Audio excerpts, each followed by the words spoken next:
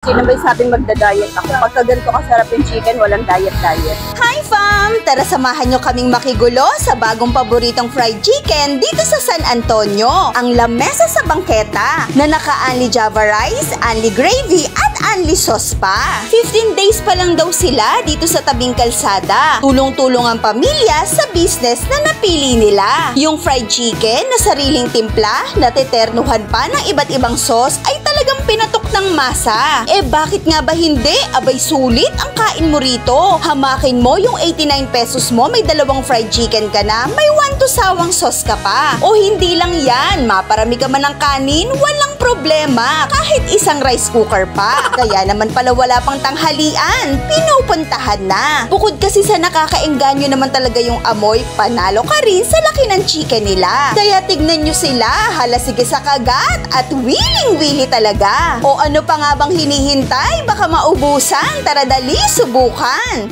Ito na nga mga ka-fam, nandito na kami sa lamesa, sa bangketa. At ito, nasa harap na namin yung 89 pesos na 2-piece chicken, unlimited rice, yan. Unlimited Java rice yan. Tapos, meron din silang mga sauce nandito. Ito gusto kong itry. Ito yung pinaka parang kanina ko pa tinitignan eh. Itong parang mayo garlic ang style. Pero tignan muna natin kung gaano kalutong. Kasi parang napapansin ko dun sa mga siniserve nila, ang lulutong eh. Nakita ko yung mga kinakagat nila eh. Kasi bagong luto ito. Ang init nga. Lumalabas pa yung juice oh. Ang juicy ng chicken. Pati ang lambot. Uy.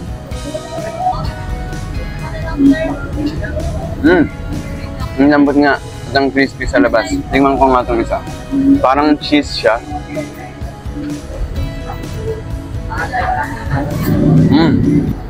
Cheese nga. Sarap. Halagyan ko din po nitong gravy nila.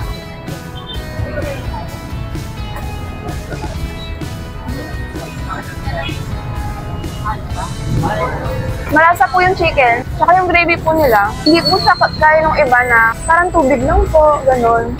May lasa po yung gravy. Uy. Oh, ang laki ha. 89 pesos. Ganito kalaki. 2 piraso mga ka-fam. Managal.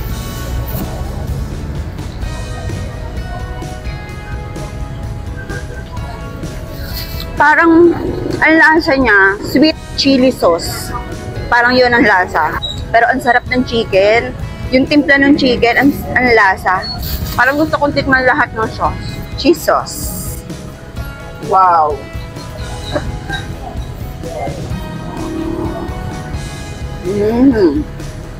Bagay din pala siya sa cheese sauce ha. Mayo garlic.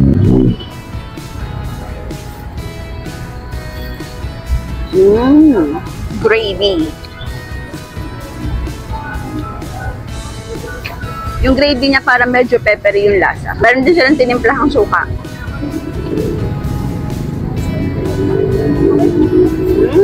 Panalo rin yung suka nila nanay. Yung Java rice nila masarap din mga ka-fam kasi meron siyang garlic. Nilalagyan nila ng garlic. Hindi siya plain na plain. Nagustuhan ko itong cheese. Ang laki rin ng legs nila.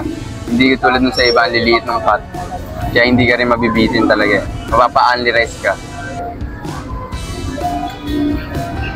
Okay ito mga ka-fam. Para sa akin, 89 pesos. Unlimited Java rice, tapos 2-piece chicken. Sulit to. Tignan niyo po yung chicken nila. Wow! Sobrang juicy.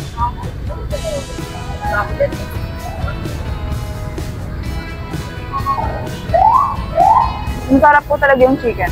Sulit na po. Kaya hindi katakataka mga ka-fam na talagang dinadayo to. Maaga pa before lunch nandito na kami kasi napakasulit. Yung 89 pesos mo, talagang sobrang mabubusog ka na. Kung na-miss nyo yung only chicken, only Java rice, only sauce, dayuhin nyo na yan dito. Sabihin niyan, try nyo na rin. Huy bata, nakakarami ka na. Isa ka pa. Sino ba yung sabing magda-diet ako? Pagka ganito kasarap yung chicken, walang diet-diet.